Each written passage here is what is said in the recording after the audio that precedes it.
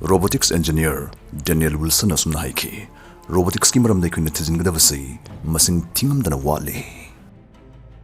Moina soidina tawba ngamagadawa akhoi thajabadadi ya ka ngakningai oidawba. Kaino si robot sidi taibang miga chap manai he haidawdugumba robot kya mari puthokpa horagane hana su puthokpa hokre. Ngasigi video sagi khangminasi ngasi fawgi oina khwaidigi thak wangle launarabadugumba ngakningai kiningai harawningai oiba khoi mioibana saba AI robots nipan gi maramda. Ngasigi video si yam interesting oigani loifaw yingminasi. Number 8 HRV 5V. Mai mamingsi Terminator film daki yarok tongman mane.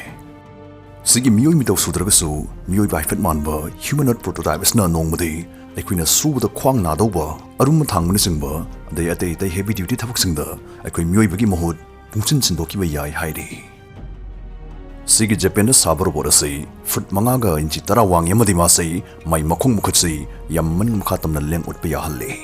Aduga amuke na sumaningai oididi sigi robot si potchai mai yamun masak khangjil hoba ngame.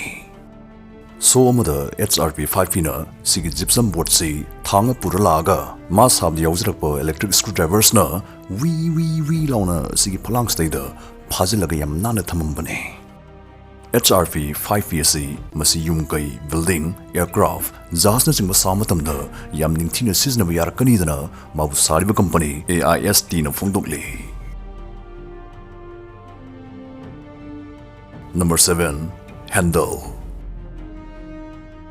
Handle si robotics ki future oibdana dana industry asigasu oire.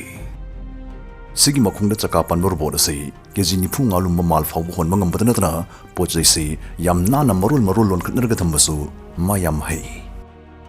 Handle se dum ukhiba atai robot singa duga manaroi. Makhungda chaka panbasna madi pocha singsingi le maida jiri nan sin bi thousand bisisin bitawduna mathun meya yangna thabak subu ngamhalle. Kilometer kunmari range da thabak season yaban handle si factory manung da khang natana athap da pakon tham dasu handle si yam sathina kanai. Marak thatna metric thag da satra sing da yam kanaba pausal amatang pizage. Lakliba March 13 dagi hogadawa metric parikya mayuk nagadaba satra sing da yam chawna mateng oinam gidama vector tutorials infalna state level mock test series ama pangthok sakadori. Yam experience le senior oza Huirum Jayanta Kumar Singha retired head department of mathematics DM College of Science kilam jing makhada pangthok kadori pati series ase lakliba February tarik 12 15 amni 18 da maruiba subject ahum science mathematics amni social science ki oina mathang manauna na pangthok sagane mock test series yawa satra khuding makta complement oina 2023 metric parikya sigi math science amni social science ki suggestions lemna pizagane. Manamathum kayamsu yawgadaba mock test series asigi kanabasing soidana lawbi ho registration gidamo screen da hapsariba vector tutorials ki numbers ngastaida ngasimak pau phobirao loina na mayamna yam pamna seasonaliba vector tutorials impalgi updated S series ki kanabasing so tutorial center asiga ngasimak pau phone biduna lawbi ho. Number 6 Spot. Makhung mari panba yam interesting oiba robot ne Spot.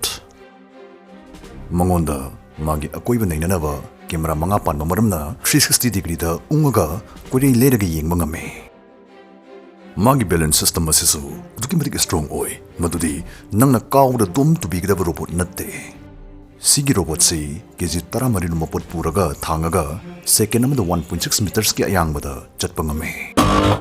Spot si khudong thiningai oiba mafam kudamoina jwar hakibagi ate akaimrda thajalaga thijin hunjin manaching bagidi yam perfect oiba robot ni hairi.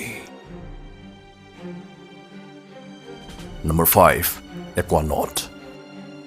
AQUANAUT asti masaidi pankri robot singstagi amu yam thina tongal ani pungto tongal ani. Sig robots di ising ilunungidamo akanana sab robot ne. High-fit yengbada AQUANAUT si slick submarine ama high-fit male. Adabu irunungda thabak sunaba magi makhut ani si thadaragadi magi boyo si punghong hongakane. Irunung lekha si naina skin tongna notter ki ayangda thawanga mi amadi keji mari putra mathoi lumapot phawba yam line na thanga chatpa ngami AQUANAUT. Mai makhut si 360 degree da leptan ungbang ama maramna thaw pipeline yaraktaba boiro ising irunungda thokpa problem sing AQUANAUT na mioiba amata yahondna ikhoi mhut silakli singthaningai oina ikhoi mating panglakli. Number 4 Digit.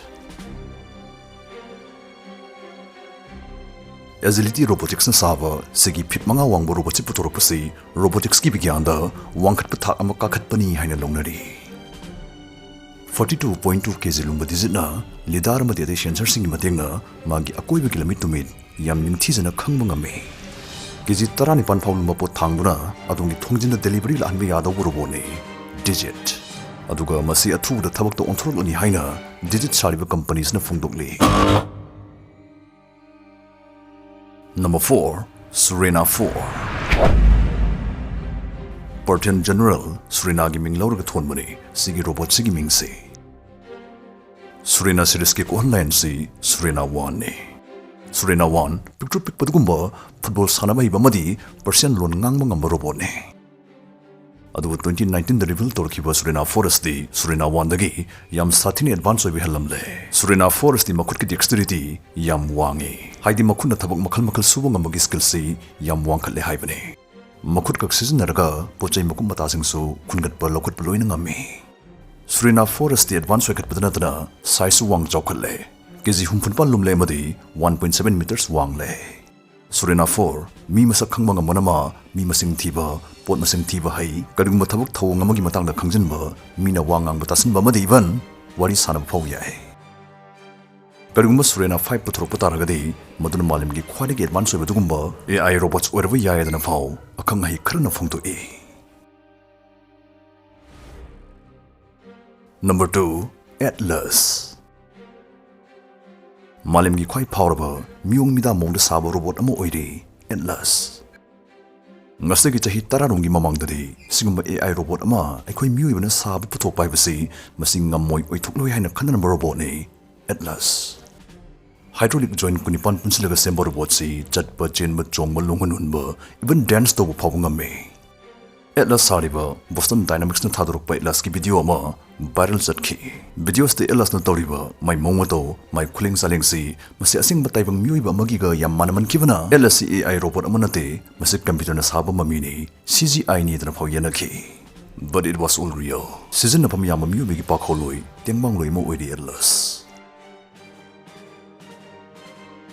Number 1 AMECA AMECA sta asing bai hingte hinglabai mongne yam phajana simba male Atai robot singdagi AMECA na pungto tongali basi magi human expression awan ngai saktam aki belangsin basaktam punamak magi maithongda uthokpa ngame Artificial intelligence amadi machine learning system siznavana mi loinara haisingmusum hengal robot ne AMECA aikhoi gi chitragupta aikhoi gi yongi to yam kumna neinaraga aikoina hangbo wangsingi pakhum chanana kumakane Sigumba AI robot sing sigi maramda lungi kali mod daibage comment phungdok pirao